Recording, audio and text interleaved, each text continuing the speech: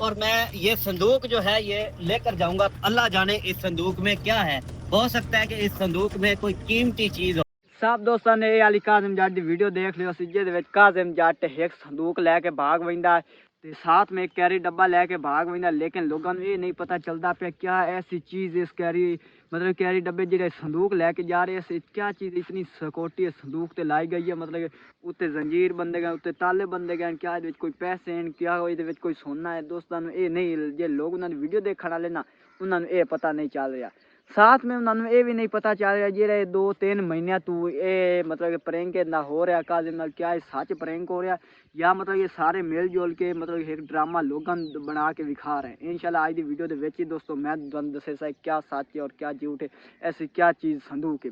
आई कोई अपनी लंबी चौड़ी वीडियो नहीं, बस मेरा अज बनाने का वीडियो बनाने का दोस्तों मकसद होंदा है, ये मकसद होंदा है कि जेडे लोग वीडियो उन्होंने देख रहे हैं उन्होंने ये पता चले सच क्या झूठ क्या है।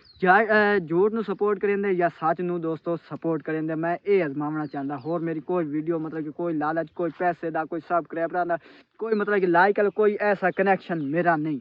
तो सब तो पहले जिस भाई ने किया चैनल सबसक्राइब वो जल्दी मार दे सबसक्राइब, वीडियो ने करते बिल्कुल लाइक। तुम सोच रहे हो भाई ये क्यों आ रहा है आख रहा, मतलब कि कोई लालच नहीं दोस्तों। सबसक्राइब कराना ये होंदा मतलब कि जिस टाइम साड़ी कोई वीडियो आवे कोई नवी अपडेट अस देन लगे ताकि उन्हें लोगों तक जा सके और वो सच जानने की कोशिश करे ऐसी क्या मतलब कि सच है इस वीडियो क्या सच दिखाया गया। सब वीडियो देखिए, ये करने का मकसद होंदा मेरा कोई मतलब पैसे वाला, मैं कोई लालच वाला नहीं।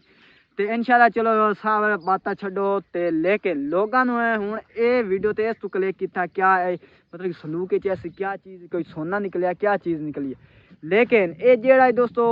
बिल्कुल काजिम जट कोई अपनी वीडियो विखाया, अगर होंदा नहीं इतना सच्चा होंदा वो लोगों संदूक खोल के विखावना ही मतलब कि क्या पैसे हैं, क्या सोना है, क्या चीज़ है। हूँ मैं जो मेरे जहन के मुताबिक अंदाजे मुताबिक जो मेरा जहन मुताबिक काम करता है ना, इस संदूक क्या चीज़ है। इस संदूक की दोस्तों वो चीज़ होनी है जेड़ा इन्हें मतलब कि यूट्यूब से 2-3 महीने काम किया, जो वीडियो अपलोड किए उन्होंने या सोना लैके इन्हें बेच गते हो जो मतलब तू संदूक बंद किए हो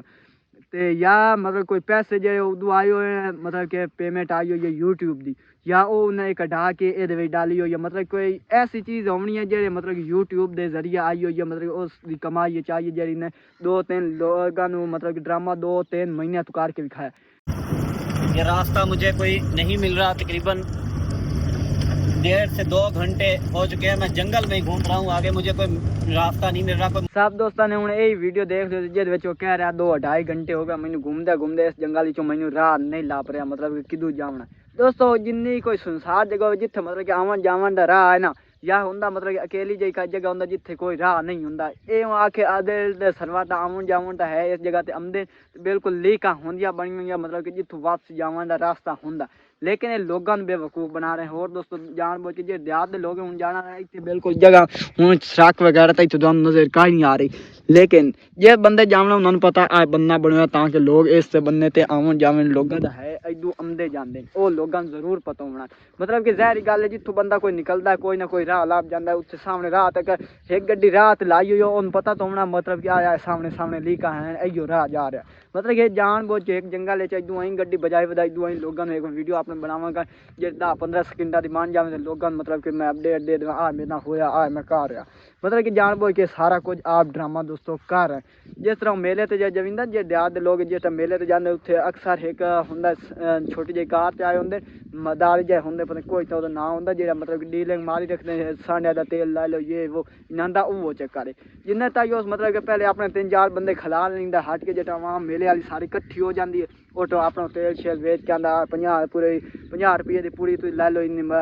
सस्ती जाइए, मतलब कि लोगों बेवकूफ़ बना के अपनी दिहाड़ी 3-4 हज़ार की लैके सकून वग जाए इन्होंने दोस्तों इो सिस्टम है। तो अज करते आप इतनी वीडियो खत्म, अगर साड़ी अच्छी लगे जरूर मानना चैनल सबसक्राइब वीडियो नहीं करना बिल्कुल लाइक। दोस्तों मैं भी थोड़ा सादा जहा मतलब कि सादा एक गाँव में रहने वाले, मतलब कि मैं इन्ना कोई नहीं मतलब कि जो मतलब पढ़े हुआ या मैं इतना आजमाए हुआ तुम आप ही मतलब जो मैं इन्होंने 2-3 महीने तो ड्रामा वेख रहा, मैं ये चाहता लोग सच देखने की कोशिश करें। तब तक दोस्तों करता हूँ अल्लाह हाफिज़, अपना बहुत सारा रखिए ख्याल, अल्लाह हाफिज़, बाय बाय।